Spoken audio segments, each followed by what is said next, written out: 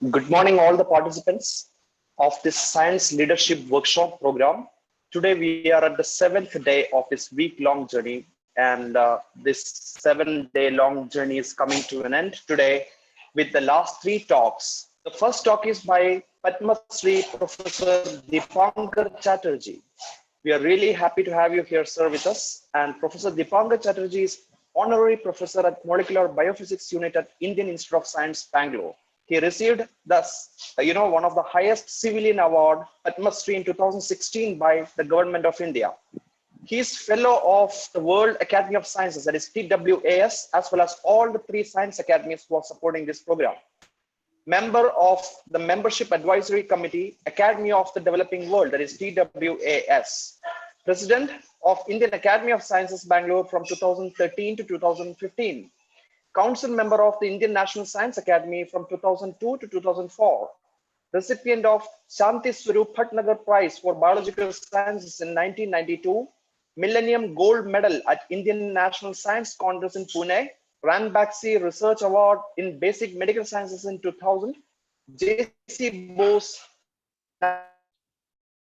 Government of India in 2007 onwards, and Alumni Award for Excellence in Research in IISc 2015.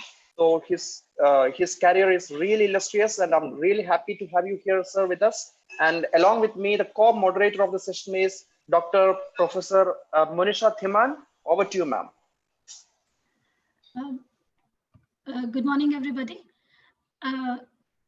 I welcome all the participants to the 7-day leadership workshop. And as Dr. Felix has already given the introduction of Professor Dipankar and such an eminent personality, so it is, we cannot wait to hear from you now. So it would be great to hear you, sir. And all the participants are there. We are online on YouTube. So over to you, sir. So Thank you very much. I'll share the screen now, okay? Yes, sir. Perfect. Go ahead, sir.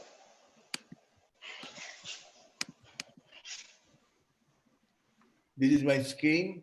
Is it visible, Felix? Yes, visible. Go ahead, sir. Okay. So thank you very much, Felix and Monisha, for this kind introduction. This is something very tall order, leadership in science. So I don't know whether I can justify telling or anything about it. But I'm learning. I call the participants in online teaching, online talks, because we like to interact with the audience in live, but it's not possible and looks like it is going to be like this for a very long period of time. Am I audible, Felix? Hello? Yes, Felix? yes, sir. Yes, sir. Absolutely. Clear. Okay. So we are in a very difficult situation as we go through. Even every day some new news are coming, which is so disturbing. So this is a learning process, but one thing is definite, we have to live with it for a very long period of time. Many of us who are delivering lectures here are quite senior citizens. So we played our games. We are playing probably the tail end of the second innings of our life. But you guys who are attending these talks are new, you have full future ahead. So you have a lot of opportunities to adjust and live with it and how to win the situation, where I cannot give any advice to you. I hate to give advice on this situation about which I know nothing.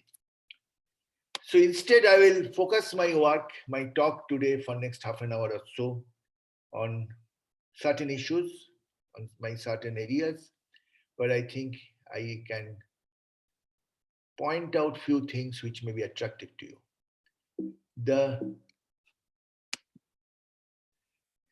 You can see from my background, as Felix also introduced me, but I'll just give you, just to put you on the same page, all the people, that I am a chemist by training. I am from Jadavpur University, Kolkata, very many years back, last century. And then IISc PhD, and then I shifted from chemistry to biology. But I intentionally focused this slide to tell you that I have traveled around the country and did a lot of things, but there is a common theme. I always wanted to teach and wanted to be a professor, because I thought I get immense pleasure by teaching students, addressing classrooms, And my dream was fulfilled finally at Indian Institute of Science when we started undergraduate program in 2011. First 5 years, I taught the basic biology course, UB 101. And what a pleasure it was addressing hundreds of students in the class. So teaching is a must. In between, I spent 15 years in CCMB, one of the top institute of the country. But still, I taught in Hyderabad University, BHU, and finally Indian Institute of Science, where I'm still on. That is my background. And the point of discussion, what I will focus on, is learning from lockdown. What we learned from the lockdown. If you can ask me any question, if you want to tell me, ask me. Don't hesitate to ask me any question, even if it is an embarrassing question. But we have to learn a lot of things from this lockdown because this is going to stay with us. It's a disaster situation. I lived my whole life listening to my parents about Second World War, how they suffered, or the riots, Hindu-Muslim riots, etc. And the famine, I never knew that I will also face that situation. These are order of magnitude worse than that. People are coming with new models, new ideas, everything, which are all wrong. And even a very rigorous people, very rigorous journals, scientific journals, are losing their balance. Today in morning in the Hindu, I did not read it properly. I just glanced it. That the most prestigious journal of the world, PNS, published a paper where they said masking is not necessary. And Hindu has shattered, and now 35 scientists all over the world ask for retraction of the paper. So it's going on happening. People are trying to find their balance out of this situation. So point of discussion for the students who are attending my talk is the focus, where you put your focus honestly. You can focus on science, focus on your leadership, focus on teaching, whatever you want to do. And then taking risk. That I have done enough in my life. Just as an example, I'm not telling anybody to follow me. But when I got my assistant professor job in a Central University, Hyderabad, which is a government of India job, central government job, you cannot do anything better than that. University was new. I was only 27. I just submitted my PhD thesis. Interview call came. I went, gave the interview, I got the job. But within 1.5 years, I realized that I'm not being able to do much research. And that was the time I was losing my age. So I resigned and everybody told me I'm a fool. I took a postdoctoral position and went to US. But I did not suffer. I was lucky. But I changed from place A to place B to place C continuously to promote myself. So taking risks sometimes is not bad. It works sometimes. If your goal, your focus is right. Next point, I will focus, read and read and read. That is the only way. If you're honest, if you read, then only you can ask questions.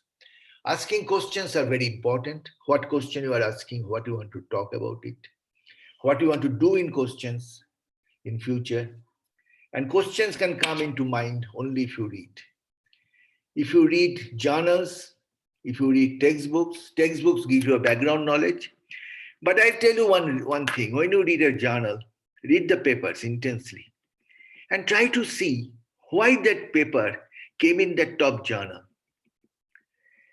Why that paper was accepted. What in that paper is there which you cannot think of yourself. Many papers you read and you find that you could have done that work if you had a lot of money, a lot of people. Those are not very attractive. But there are papers you would say, oh my God, I could have never thought it, the interpretation that way. So that is a part of training program. Your mentors, your teachers should tell you how to read a paper, how to ask a question. And whenever I tell my students to read a paper properly, I tell them in my class, find out the follies, find out what are the answers which are not properly justified. So that takes care of read and questions. Next comes honesty. That is one of the paramount importance. I do not know any other speakers address that problem, ethical issue, that if you are not honest, if your work is not reproducible by others, please mind my words. If your work is not reproducible by others next 20 or 30 years in 20 or 30 different countries around the globe, you will be thrown out as a historical dust. Your work will be in the granite stone, written in the granite stone, your name. Now how small it is, if the work is right, is reproducible. Reproducibility, repeatability by other people is the most important, paramount importance in science. But yet people make mistakes. I'll spend some time on this. So honesty is a very important point. Then I come to chance and necessity. Why chance and necessity I'm telling? Because how a scientist's life determines by chance. I spent some time on that. And I said last thing, which I already talked about, never say no to teaching. That you should always teach, you should always, because teaching is learning. You should take part in teaching. Any avenue come, you go on teaching. And always try to teach the young kids, undergraduate, first year college, second year college, because you will see, you will find out where to stand. Now the question of honesty comes. I will show you some example. I term this lecture, tell this my students when I give this lecture. I have given this lecture before. I tell them Galileo's children. Galileo Galilei, all you know. He was forced to tell lie under extreme difficult circumstance. He was not originally a dishonest man. He was a big scientist, big name, historical name. But he doctored his letter at the end of his life just to survive from the onslaught of the church. Similarly, Mullikan's oil drop experiment, if you do the Google, you will find plenty of evidence that he got a lot of charge distribution. He picked up the right data. He ignored some of the data which are not so right. How he got that impression? So these are the historical, So we face dishonesty, which are sometimes forced, sometimes intuition-based. This is called massaging the data. This is what I talk about Galileo. This is published in Nature some years back, 2018. He tried to dodge the Inquisition. There is nothing wrong. He wanted to survive. But to survive, he altered the letter. And that's how Galileo, people though put him into the pedestal, but don't pardon him for this one work, though it was there to save his own life. It is necessary. So Galileo, it now seems clear, doctored original letter himself to make the language less aggressive as soon as he realizes the trouble heading his way. This suggests that the editing was not the malign work of theologians trying to make a stronger case against him, as has been assumed by the 19th century scholar Antonio Favaro in his 20-volume work of Galileo. Is a main reference work. As recent as 2018, this work, the whole analysis came. But you don't consider is wrong. And you are under tremendous circumstance. Tremendous pressure, your life pressure, torture pressure, you do this job. I do not know what pressure famous Mullikan oil drop experiment went through, but he also doctored his data, massaging his data. But we are much lesser mortals than Galileo or Mullikan. In our case, in our life, why the dishonesty comes? It comes from insecurity, and I show this in this extreme insecurity and pressure. Unethical practices. There are students, undergraduate students, PhD students, postdoctoral fellows, professors. I put 4 categories. Undergraduate students do a lot of plagiarism. There's plenty of things, your term paper, your lab notebooks, you copy from somebody else. You plagiarize somebody else's work. It is not yours. So it is not your intellectual output. It is very easy to copy. Now you can go to Google and copy paste. PhD students, data manipulation to kill the time fast, to finish the work fast. Postdoctoral fellows do cosmetization of the data and manipulation. Again, under pressure, under insecurity, time is going, they need a grant, they need a job. But why professors do that? Professors sometimes support students to do that. Force students, I have evidence to show that professors force students to do manipulation. And students cannot object because they are so isolated. So the professors are so famous, they cannot go against them, they cannot counter them. So promotions, grant writing, paper writing, awards, everything forces them. So everywhere unethical practices happen. So this lure comes. All the listeners, please follow this lure comes. This lure basically is to handle it properly. You need a mentor to whom you can open your heart. Please find out a mentor who may not be your guide, may not be your parents, may not be your uncle, aunt, or anybody. Maybe a friend's father, maybe another teacher in the university to whom you can go and open your heart and tell, I think this is wrong, this is not done. And many students do that and focus their attention on this. So this is very important. Because why it is important? Because this, if you are making mistakes, you will be thrown out. You will never be considered anything. You cannot survive whole life by on the lies. You can fool some people for all the time, all people for some time, but never all people for all the time. So this is a basic instinct of science. Next, I come to chance and necessity. Chance and necessity is the working principle of the philosophy on the survival of the scientist in this world, even making a leader. I very much personally believe in this, that nature has no pre-designed destiny. There is nothing like destiny. I never wear any stones in my hand because I don't think they play any role. You have no way you can survive in this world by thinking that it is predestined. Nothing is predestined. Life evolves or not by pure chance. Nature has no design behind it. Everything you do something, that chance modifies your chance for the next step. You do something that modifies your chance for the next step. So everywhere you have several options. What options you take, that becomes a very important point. In the time of COVID, present situation, chance and necessity becomes more important. This person is Jacques Monod, the famous man on lac repressor. Biology students will know him by heart because he was the greatest intellectual during the wartime. His life was superb, his brilliant life. He was fighting against German occupation of Paris in the night, and in the daytime he used to work in Pasteur Institute. His collaborator, his friend was Albert Camus. Camus and Jacques Monod together were fighting against German occupation in a secretive way.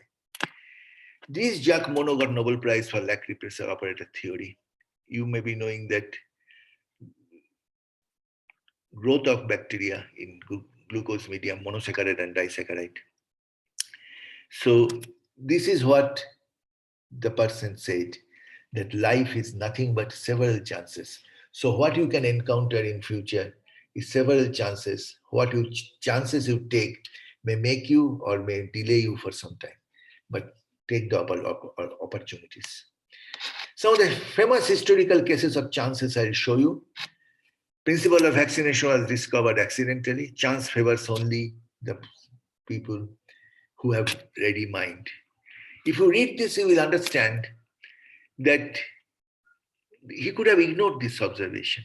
But he became pastor because he did not, or his mind was ready. He utilized that chance very carefully and became a very famous scientist and every day you think about it if you're a microbiologist.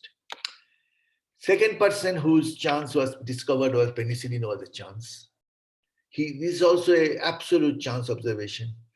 But he said in his writing that I have been trying to point out that in our lives, chance may have an astonishing influence. And if I may offer advice to the young laboratory workers, it would be this: never neglect an extraordinary appearance or a happening.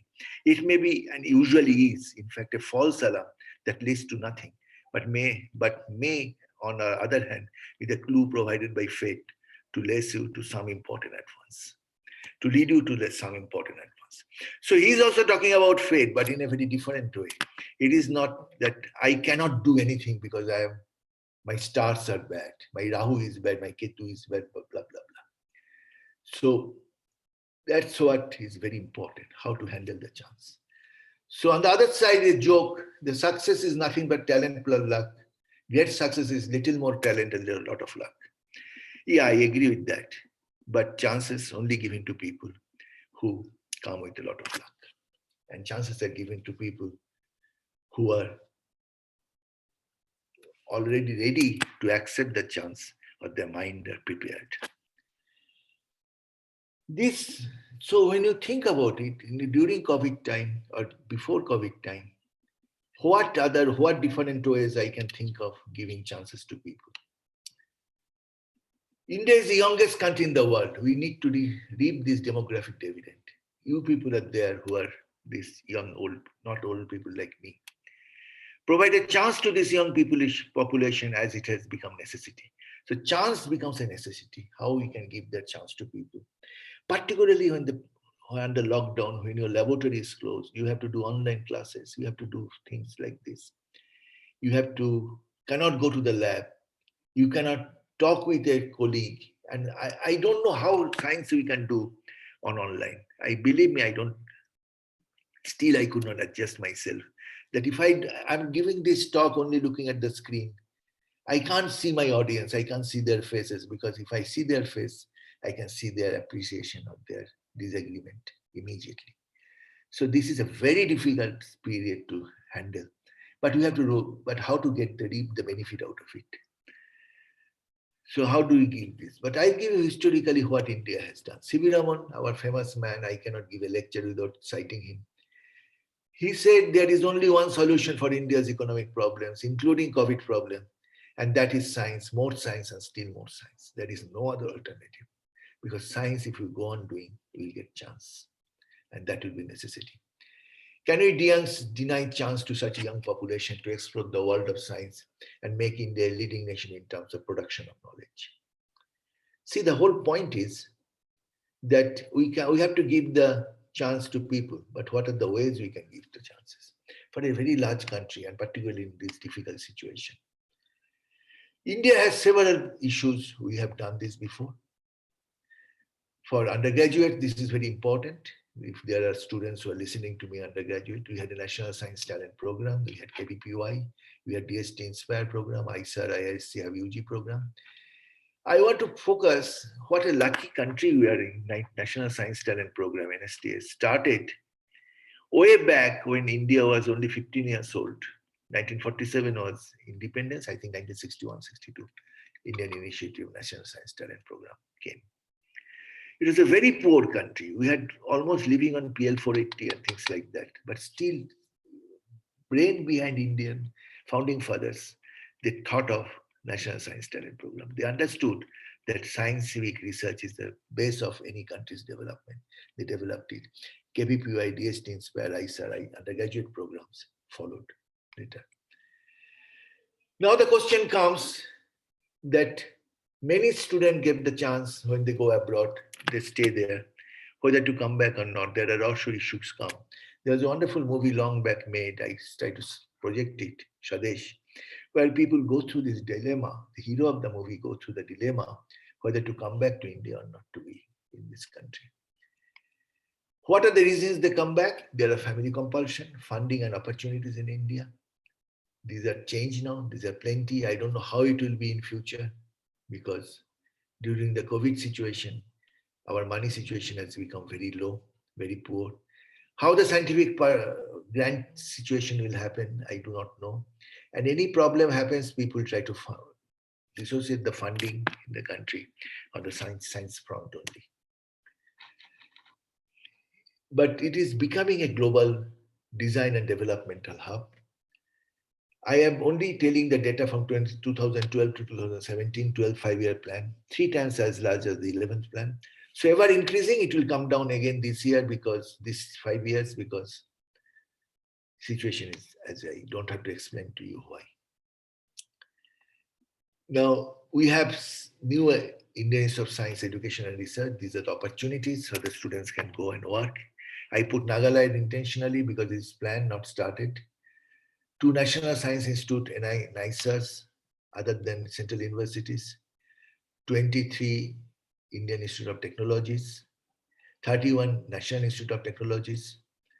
The country has 769 universities, 43 research laboratories run by CSR, and high quality and motivated students come there, and faculty have a tremendous opportunities. I myself visited and gave a lecture, I think last year or the year before last year, in Bhatinda Central University. What a pleasure to go to this universities which are flourishing, which are developing. So everywhere I go and find out that universities which are working so well, and central universities have a special parameter, special platform to function because they are funded well, they are under guided well, central university. State universities are not so lucky so far, but things has to change. But this time of the COVID, I feel, I do not know how we'll face the situation in the case of funding of the academic program. Inspired Faculty Scheme is a very important program where key features are the salaries of the then we have Ramanujan Fellowship, Ramanuja Swami Fellowship, and Return of Home Fellowship. So there are plenty of opportunities which are coming. So we should think of now opportunities learning from the long term.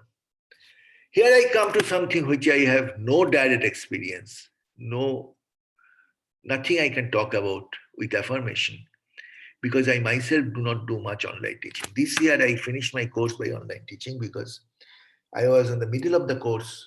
I was teaching my favorite course, which I was teaching, and a large number of students were there. I had to stop it in between in March because of the lockdown. So I conducted my lectures, their feedback, seminars, final exam, open book. Naturally, it has to be open book exam if I do online. So all the things I covered, I graded them. They did very well. I have no issue with that, but it's very uncomfortable feeling because you are doing everything without seeing them. The point is, that is a personal level, my personal level.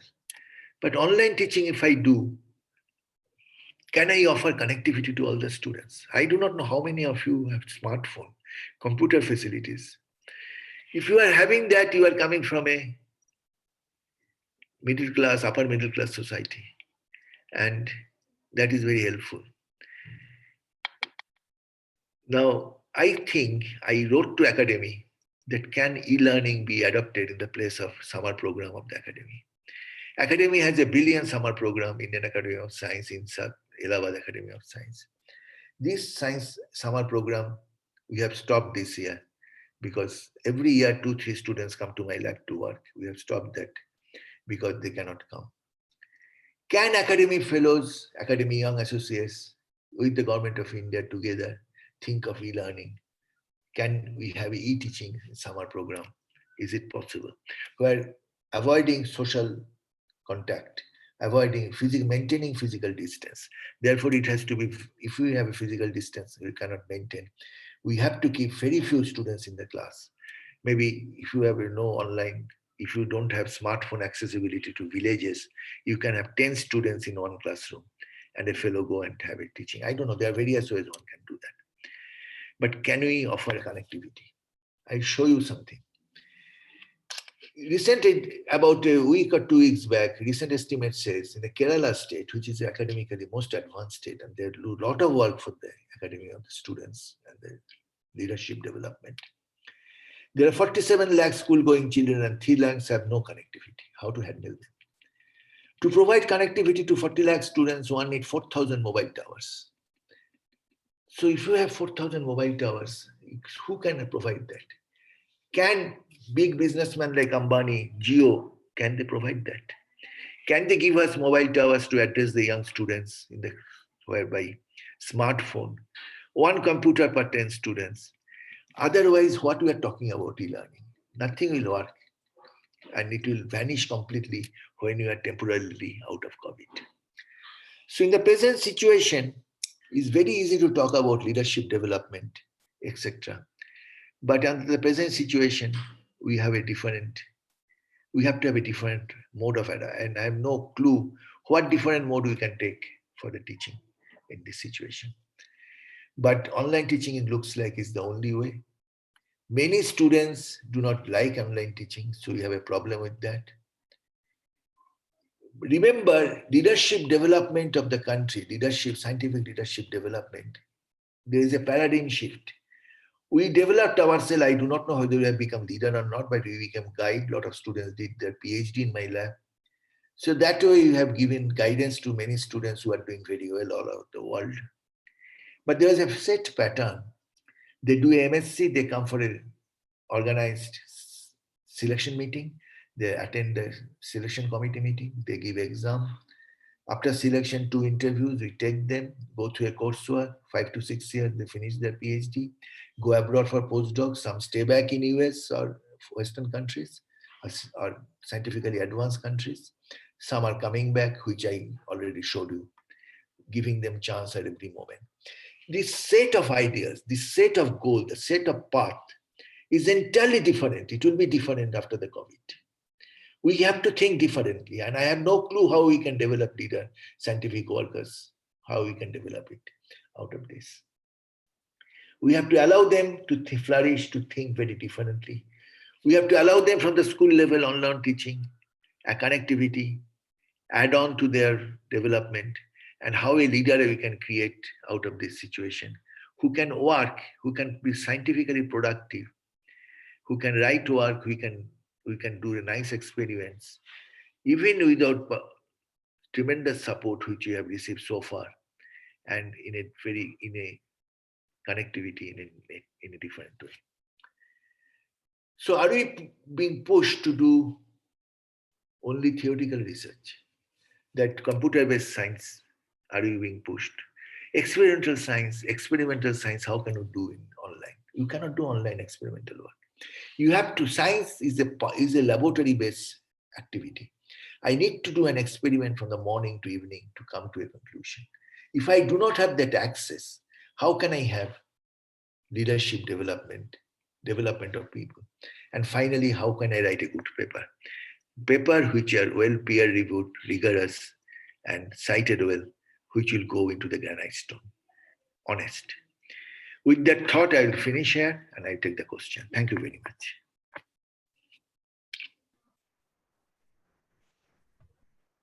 Thank you very much, sir.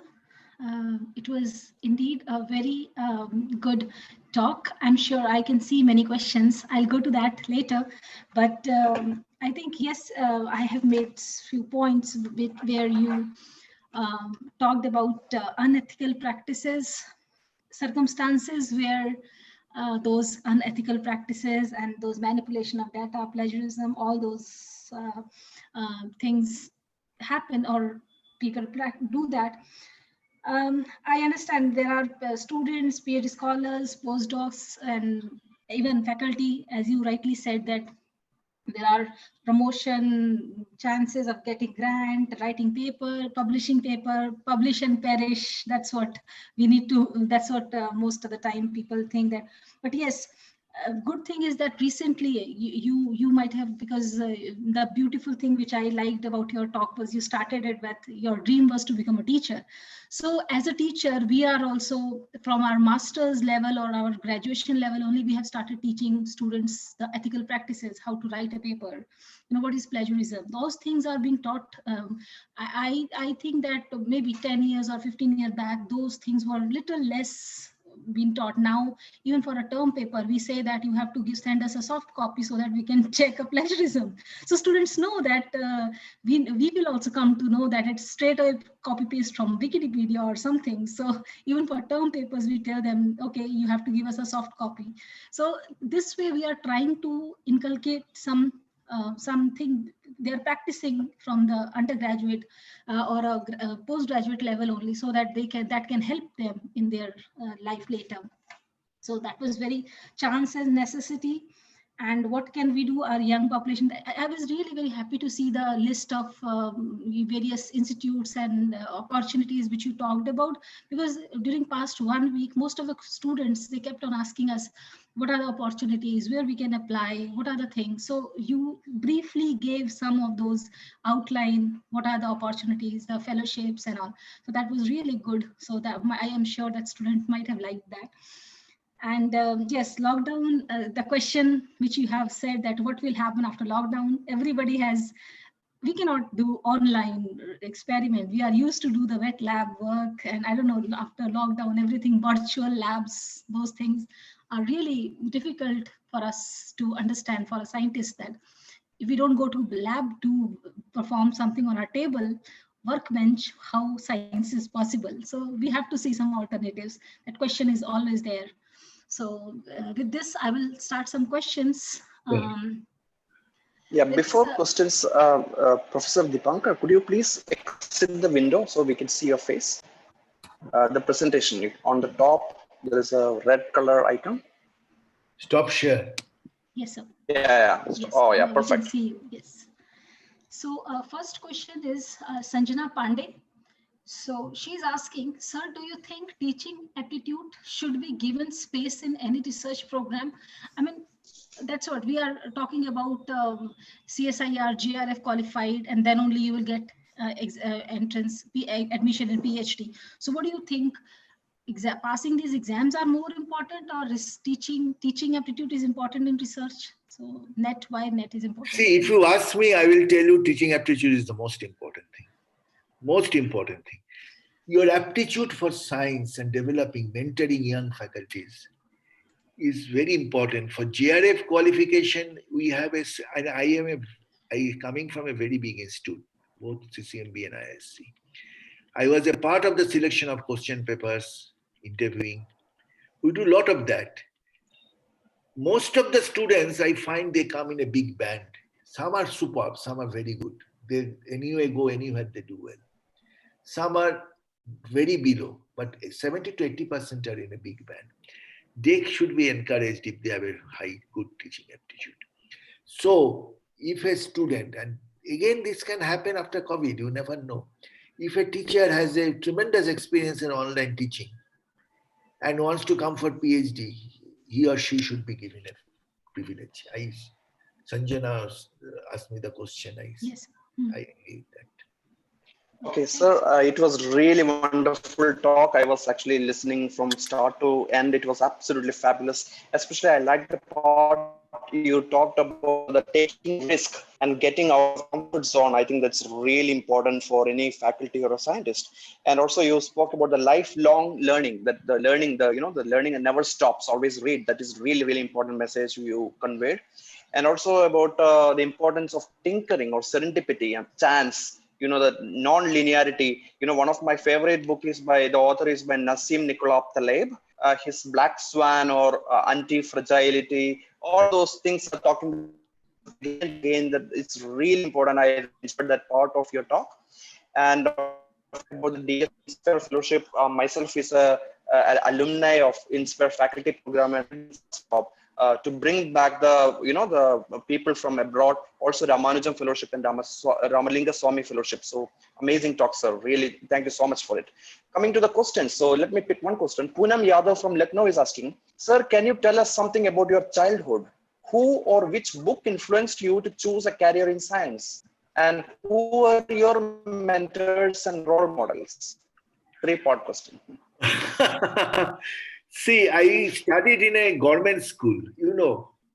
My school career, I joined class 2, 1957, and I gave my school leaving higher secondary examination after 11th class in 1967. Initial 7 or 8 years, I was only interested in play. Mischievous things, play and eat. I love to eat. I used to eat a lot. And any opportunity, any eating situation comes, I used to go and eat. So I did not give a damn to anything, but I used to read. And those days I used to read storybooks. I remember my parents used to get very upset in my reading habits. Summer vacation time, I used to go, my mother used to sleep on the cot. I used to go below the cot to read a novel. And I used to read all novels, and they used to get very worried why I'm reading, constantly reading. So that helped me a lot. After coming to class 9, class 10, I took a tremendous fascination for liking. I remember in Bengal, we had a book called Treatise in Chemistry by P.K. Datta. I took that book and started reading from top to bottom, and then started reading more and more. And then first book, I went to Jadavpur University for my BSc. I bought S. Marcus Gould, Mechanism and Reaction in Organic Chemistry. I used to love organic chemistry, mechanism, Morrison and Boyd. It was my Bible. And I used to do all the activating group, deactivating group, what is the mechanism. So, it is a book, discussion with friends, and make friends who also discuss science, some work together. That helps. If your friends are always interested on some naughty things is okay. At that age, everybody is, but it's helpful if you're all the time talking about science. But I remember that seeing a Hindi movie was in thing in our time, right? You cut off from school, you leave the school, go and see the movie and come back home. I have done that too, but all the time I realized that is not real life, right? No human being life of middle class background coming can be like as glorious as Kashmir ki Kali, right? So that's how the life develops. So, sir, we have Sudhanshu Tripathi asking, most of the research projects conducted in universities after completion, they are never commercialized. What we Indians are lacking is we just complete the project and close the book and that's it. So they don't go to next translational level. So are we lacking something?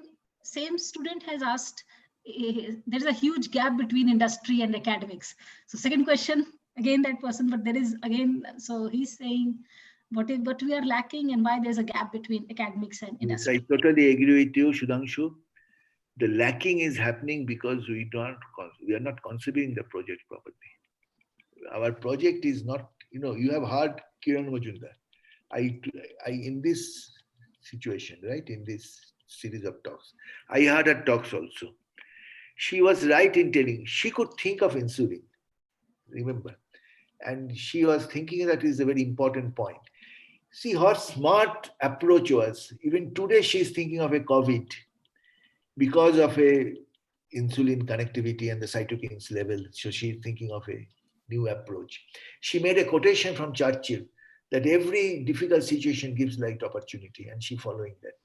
So these are the attitudes university, I'm sorry to say, we do not have. Our professors, we fail in that. Our research ends at 6 p.m. We go back home and see TV, read a novel, or watch a TV, talk with family, and go to sleep. We dissociate ourselves from the scientific activity. So the fault lies with us. We are not conceiving any project which can be addressed, which can be applicable, which is now people talk about bench to bedside. It is happening, but much, much less. I completely agree with you, Sudhanshu. Dr. Felix? Okay, so let me pick one question here from Mekha Sharma from a major hurdle for newly learned postdoctoral freshies is that never have any experience with teaching. Soon after they join a faculty position, they learn by experimenting, which unfortunately is not an effective strategy. Would you recommend teaching as standard part of the PhD programs to avoid this roadblock, or perhaps a compulsory short course on teaching for newly recruited faculties? Yeah. Of course, will not do, I think. But remember, in US universities, the PhD students go to assistantship, teaching assistant, research assistant. They get some money, they correct their laboratory notebooks. They, suppose I give you, a professor is giving a talk, giving a lecture for 1 hour, 1.5 hours. Very tough course, say quantum mechanics or something. Gives the talk. Out of 100 students in the class, about 30 or 40 students won't follow the lecture completely. So teaching assistant come, make up courses. They teach same course. He or she sits in the same course which the professor is giving, and then come up and address those other students and help them to learn the subject. So that helps him teaching, they make him understand the things and helps a lot. So teaching assistant program, we don't do that. So we can do that provided you are aggressive and you are allowed to do this, and you have to work very hard because you have to do your research, you have to do your own course and help the professors to finish the course. So, but that's a big learning. American PhD program gives a tremendous learning opportunities. We do not do that, that's very sure. But postdoctoral who are coming, they're very poor. There's only way. I suggest you the following. You tell in the department where you are doing postdoctoral work that you want to teach a course, maybe outside the office hours, maybe in the evening, and request some of your friends or some teachers to sometimes come and sit in the course and find out the lacunae and help you out a bit. That you can yourself try to develop the teaching program that way.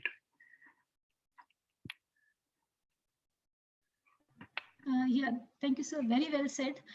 This program, recently even our PhD scholars, there was a CSIR UGC notification which said that if you want, your PhD scholars can take some of the practical classes and all. That way, they are also teaching and they are into learning, and we can give some credentials. We can give some credit later on that they are involved in some teachers. So that teaching part of your practical courses and all. But that has been taken other way around. Also, teachers don't go to the lab at all, and only the PhD scholars do. So that can be other drawback of that. But yes, that was one good initiative where we got a letter from UGC and CSIR where this was a good initiative. So I'm taking the next question. There are two questions Ankit Pal and Amit are asking. They're actually correlated. Amit is asking how reading papers can help us, one. And Ankit is asking how to read a paper efficiently. What is there any steps we should follow? I tell you. First, it helps. This is very easy to answer this question. First, you take a very good journal, top journal of the world. And if I say top journal of the world, the first journal which comes to my mind is Nature, right? You take Nature. Nature follows certain principles. Nature editorial is reading the best English one can write. So it develops your language skill, takes a common problem and writes about it. You should read Nature editorial about COVID, about hydroxyquinone, dexamethasone. Such a beautifully written.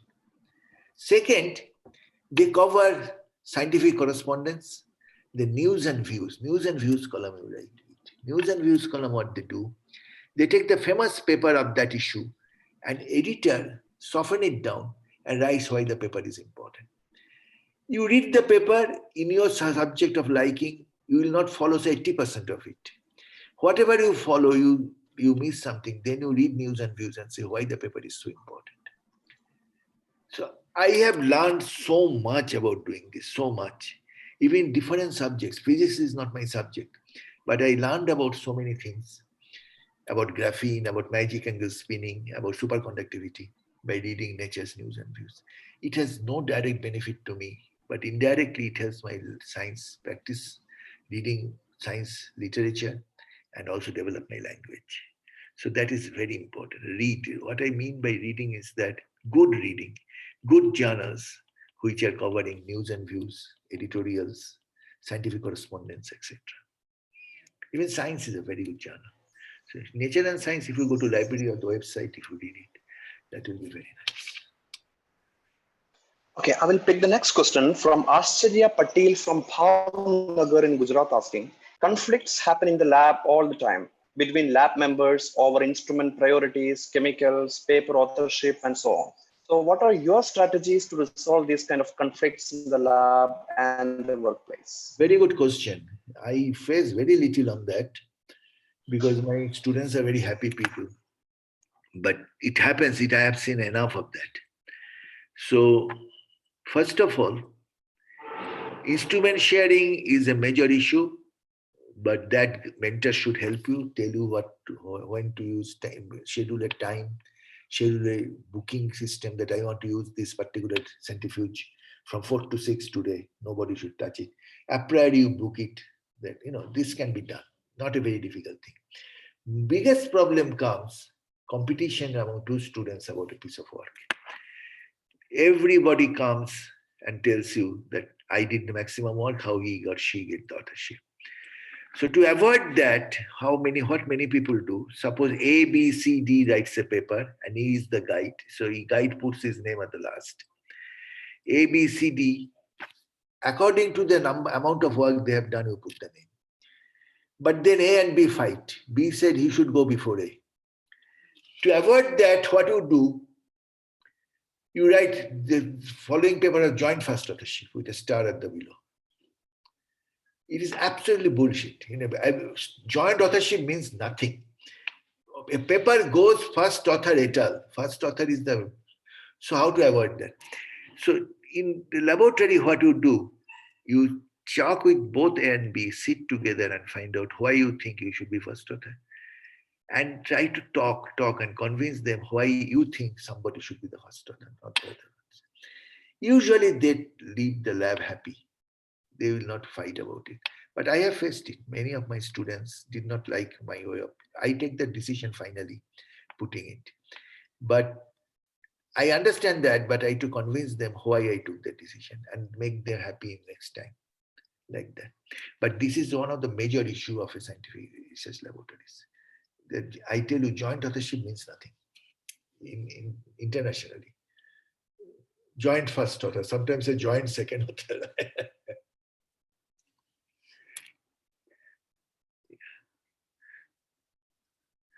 Yes.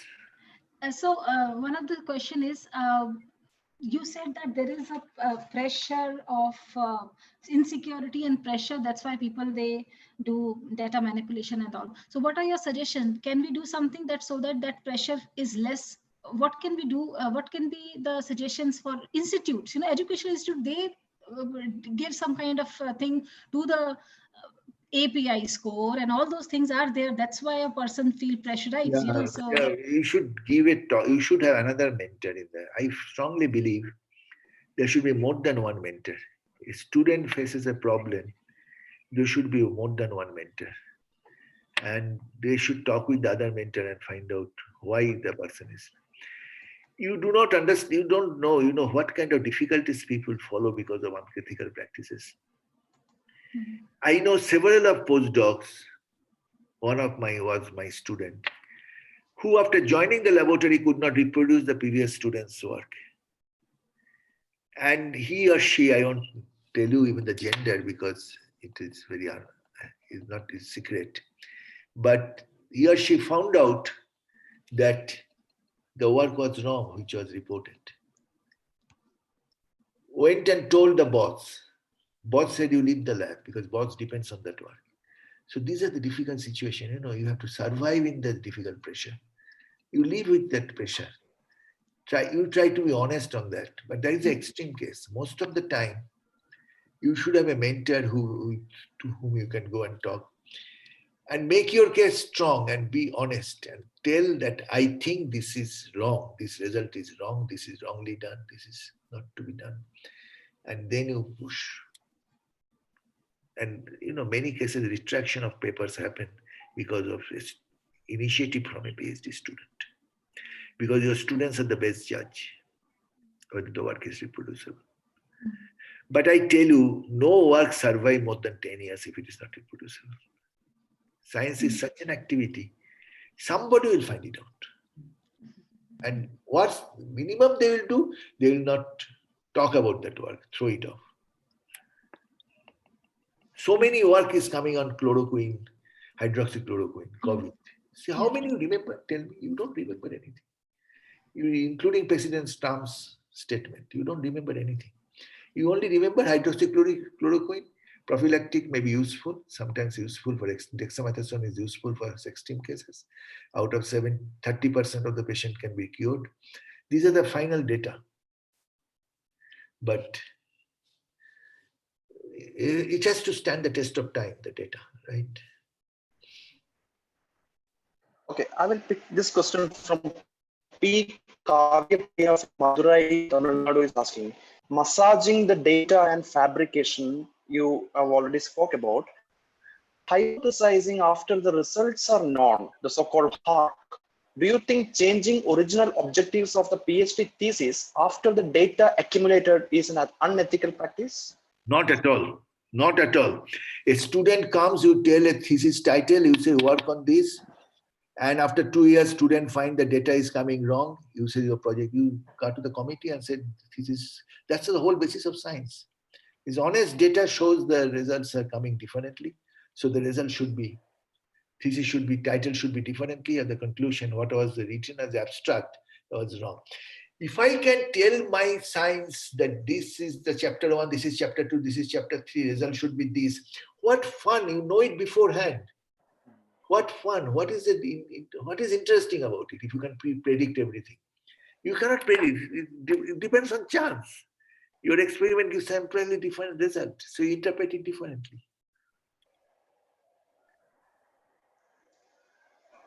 So we have Namrata Ray who is asking, I'm an associate professor and I'm taking online classes, but we face problem on online teaching because students, they live in remote areas. So is there any effective alternatives for the same? You were also talking about the same. I talked about it now, Maruta. I Mhm. have this problem, tremendous problem. It's, I feel so bad. I did an exam from my course, and a student from remote corner of North Bengal wrote to me that my internet access is very poor. Finally, did dance. He did answer.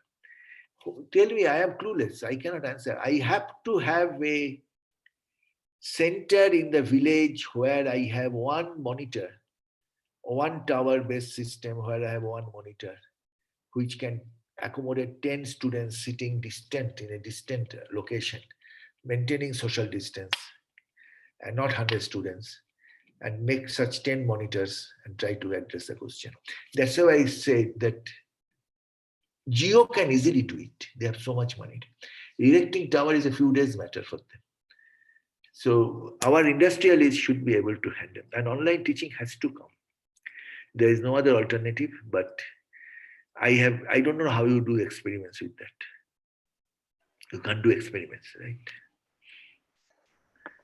Anita from Chennai is asking, majority of papers published in major international journals these days, like Nature, Science, or PNAS, are intercontinental consortia with hundreds of authors. In contrast, the papers published in Indian teams are mostly from the same university or institute, clearly suggesting inter-institutional collaboration is a major hurdle for scientific advancement in the country. So what are your thoughts on this issue? And are there any solutions according to you? We have to have interinstitutional collaboration. I have collaborated in my institute because I'm coming from a very good institute. I have written paper with physicists. Two of my very good papers written with my physics colleagues, where I did not have much contribution, but I gave the system. But one should write, one should have interinstitutional. This is happening now. I see some good papers coming with 3-4 different institutes, but we are very conservative in this matter. And there is a reason. There is a reason for that. When it is not so much now, but when you grew up, we have a reason, because if I collaborate with a foreigner, people think it is not your contribution, your foreign contribution. So you are belittled from the beginning. So that is not right. But interinstitutional collaboration is best shown how it can go is China. That was a country, I have a lot of problem with China and various different issues. But if you read 20 years back, China didn't have a single paper in a top journal. If they had a paper, that was with a Westerner. But now you find every issue of Nature has few papers on China.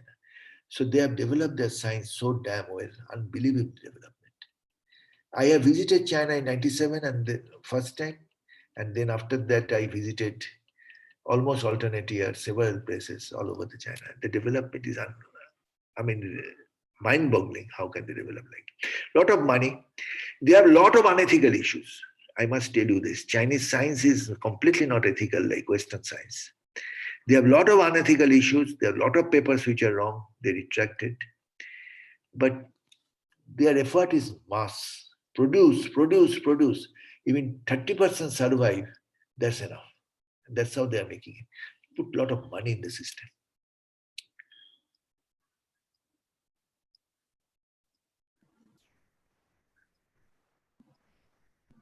Is it okay? Can you hear me, sir? Yes, I can hear you. Okay. So Sharaina, she's asking, do you think that the quality of research paper is compromised when they accept papers in paid journals? Do you think there are a lot of journals? There are a lot of journals. There are a lot of very good journals who are open access. They take money. I will prefer a faculty, developing career faculty, developing towards the leadership. Try to publish in society journals. Society journals means American Chemical Society or American Society for Microbiology. Many of their journals have low impact, but those impact factors don't believe on them. You get a paper in biochemistry, it's such a wonderful journal with a low impact. It doesn't matter. So, you should be able to publish in a society journal first. Open access journals, some are very good, like eLife, Current Opinions. There are many social PLOS Genetics, PLOS Biology, PLOS Medicine. There are very good open access journals. If you have a lot of money, you can pay for them, but society journals do not take money. That is a big advantage. But there are open access journals, they fly by night. Every day I get invitation to write a review. Some people say that you become the editor, you select the papers to publish your own journal. All of you get it. So it is a mindless. It doesn't mean anything. Avoid them. Avoid anybody writes you to write a journal, paper to journal. You do not get invitation from a competition place, right? You get invitation only if it is very tough. So. Okay, because we are already time, and I will take up my last question from the pool. We have lots of questions, but I will take one last question. How much attendance we had? This from Daj. How attendance? Yes. How much students came attendance? Do you have any numbers? Today, I'm not sure that you people are watching right now. Yes, so yeah, around 2,000 current watchers, but they will watch it later. Yes. Okay, so right now this is the last question I'm picking. This is Swastik Bishwa from Darjeeling.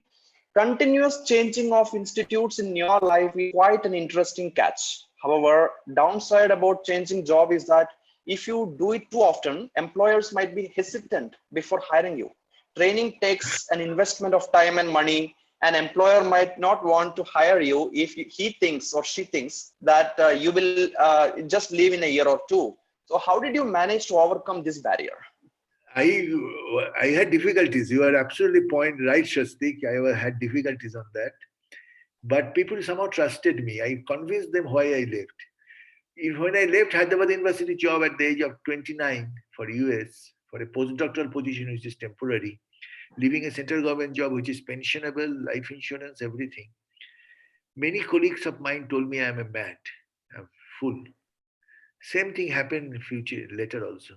Then when finally I came to University of Science, my employer, that was the invited position. I never applied. They invited me to join. But before that, they asked me that this is the last, you don't make a change again. They almost threatened me. So this happens all the time. But changing is very important, very nice. Make new colleagues, new students, new way of looking at things. Financially a burden because you have to shift, blah, blah, blah, a lot of things. But it happens. Thank you very much, sir. We have a lot of questions still, but Dr. Felix will maybe he will mail you, and if some more students generally they keep on mailing. If they have more queries, they generally ask the speakers on their mail. I will reply to every question. So that is fine. Very short reply, but I'll reply. I try to address everyone. Thank you very much, sir, for such a nice talk and nice interactive discussion. And it was a pleasure to hear you. And I'm sure students. It is my pleasure, and I wish you all the best. Thank you, sir. Thank you, sir. And I just want to add one more point that if you have, because we have around 20,000 participants watching right now, almost 2,000. And if you have any single message to relate to our participants, most are young faculties on mentorship, just like take home message, you are welcome, sir. My take-home message is that I will make the message on the background of COVID. You have to adapt yourself differently, not the traditional way you have seen your mentors, your parents have developed, because the situation is so drastically changed now. So think of online, think of how to handle after COVID, how to develop your career. But two things do not change, they are axioms. Be honest and read. And never avoid teaching. Teaching is the most important part of life. Okay, sir. Thank you so much on behalf of Central University of Punjab here in Bathinda, as well as the 3 Indian academies, the supporters of this program. Thank you so much. Thank you very much. Thank you. Thank you, Monisha. So friends, our next program is at 1 o'clock by Professor P. Ramarao. So please come and join. You can have your lunch now and join exactly at 1 o'clock. Goodbye for now.